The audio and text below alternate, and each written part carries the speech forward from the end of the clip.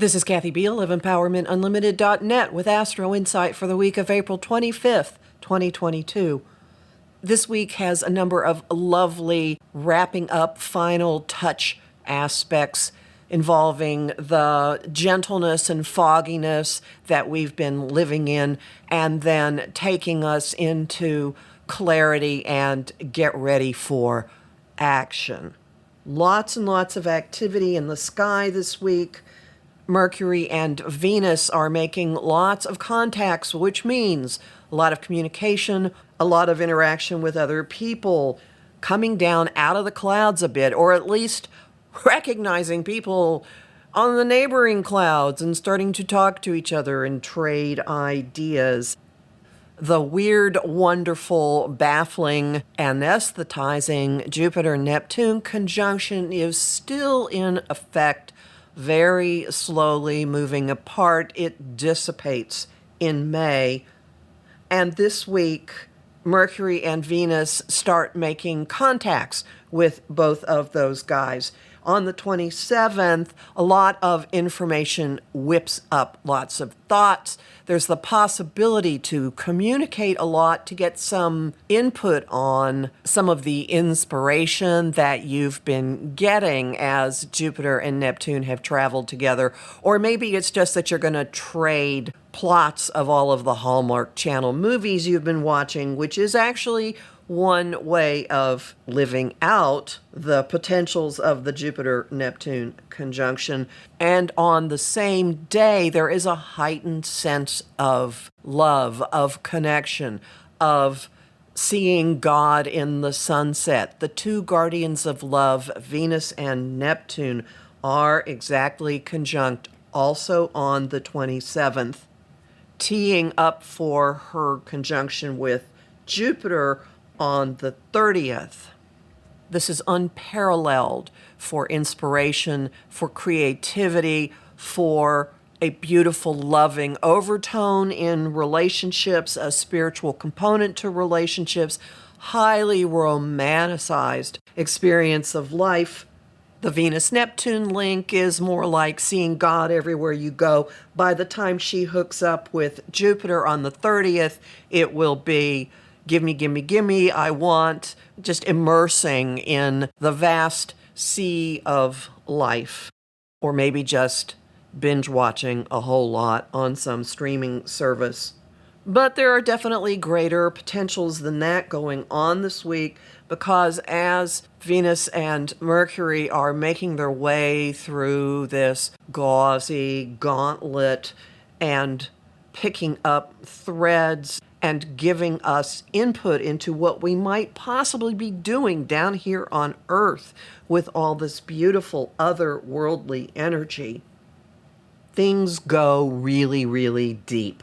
Mercury trines Pluto on the 28th, which has the probability of making a lot of things clear, of narrowing down what's most important, of getting to your own personal bottom line, of discussing or learning something that has intense value to you, of ferreting out secrets, having powerful, important communications that clarify a lot and maybe actually discuss things you don't normally talk about.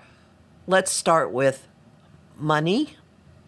Pluto begins his annual retrograde right after this aspect peaks, so you may get the opportunity to rumble around and rethink or get even more about all of this, because Mercury will also be turning retrograde next month. So consider this a first shot. Actually, it is a first shot because Mercury is going to trine Pluto 3 times. Now, after it retrogrades in May and scoots back into Taurus, and then again when it turns direct.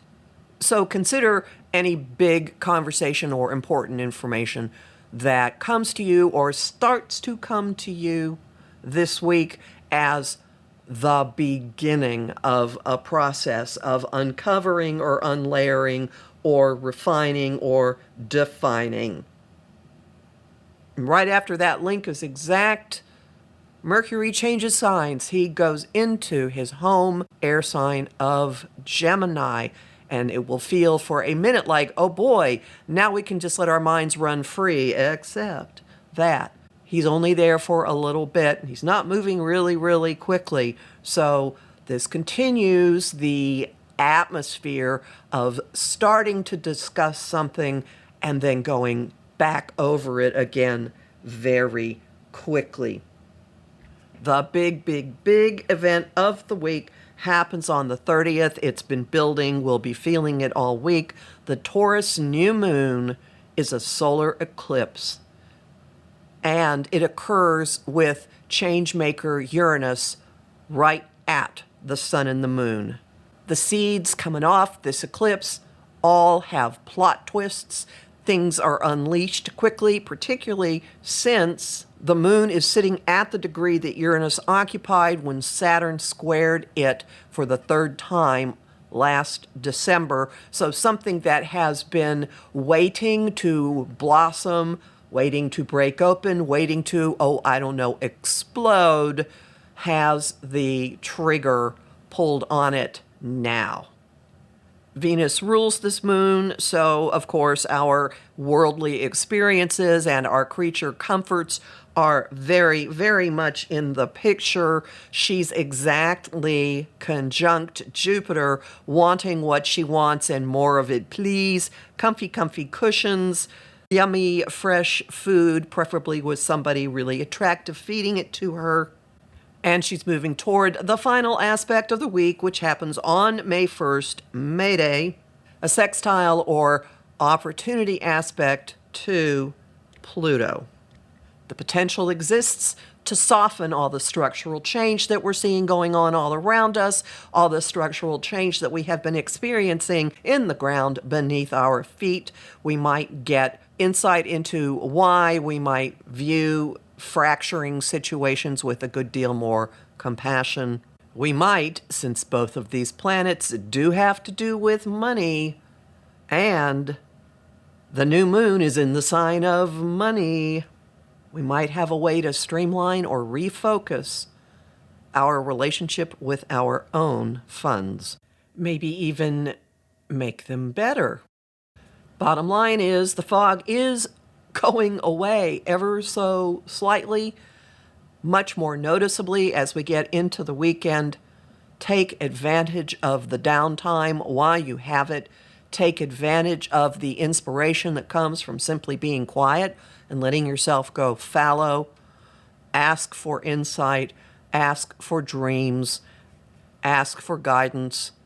Allow yourself to create and to find reasons that you love your life. Homing thought of the week. What does my heart want?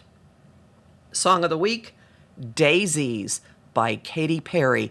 I invite you to actually listen to the lyrics. And the image of the week is planting seeds and fertilizing them with Miracle Grow. You'll learn more about this in my forecast for the Taurus new moon solar eclipse, which will be at my site by Monday, the 25th. Also, in my talk, Living in the Material World, the Taurus-Scorpio eclipses of 2021 to 2023, which is live on Tuesday, May 3rd, and it will be available as a downloadable video after that. Sign-up information's on the front page at my site, empowermentunlimited.net, where you can sign up for my mailing list and book a session with me. I'm Kathy Biehl, a professional astrologer with more than 30 years' experience.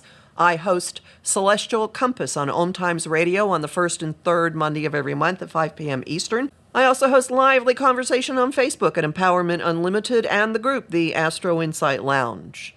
I have lots of bonus content at patreon.com/Kathy Biehl, and I'm really grateful for the people who support my work there. I'm on Instagram at @KABiehl and on YouTube at the Professional Aquarian Channel. Talk to you next week.